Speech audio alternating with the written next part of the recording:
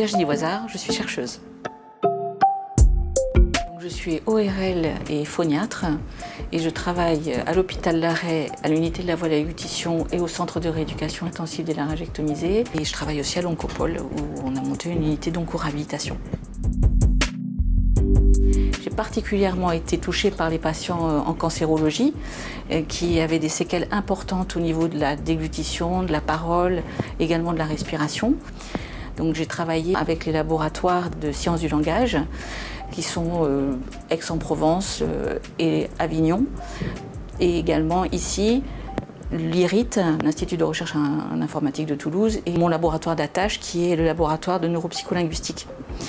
Et ça a donné lieu à un groupement d'intérêt scientifique qui s'appelle la Parolothèque, sur lequel on essaie de regrouper tous les travaux de recherche que nous faisons en termes de ressources linguistiques pour pouvoir travailler dessus et proposer éventuellement à d'autres équipes de travailler sur ces sources.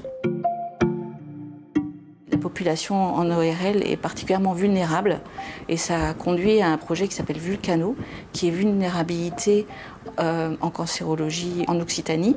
Et le but, c'est sur le territoire de pouvoir organiser de manière efficace la prise en charge des plus vulnérables le plus tôt possible pour préparer l'après et notamment la période de réadaptation nécessaire pour limiter ces séquelles. Le dernier est un projet qui s'appelle Olympique, dont le but est de pouvoir repérer les erreurs produites par les personnes qui ont une parole distordue, de les corriger et de les resynthétiser, ou en tout cas de créer les algorithmes qui permettraient de les resynthétiser intelligibles.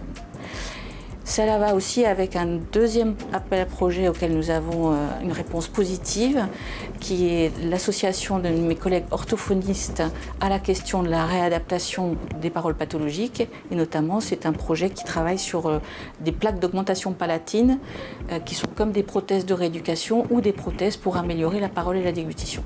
On est en train de développer des algorithmes à partir de capteurs localisés au niveau du visage et du cou pour détecter les différents événements de la gorge et produire des algorithmes diagnostiques et pronostiques sur les troubles de la déglutition avec des applications qui pourraient être aussi sur la toux avec nos collaborations avec nos collègues ici pneumologues sur comment monitorer la toux et surveiller si les traitements ont un impact sur la fréquence de la toux par exemple et plein d'autres applications possibles.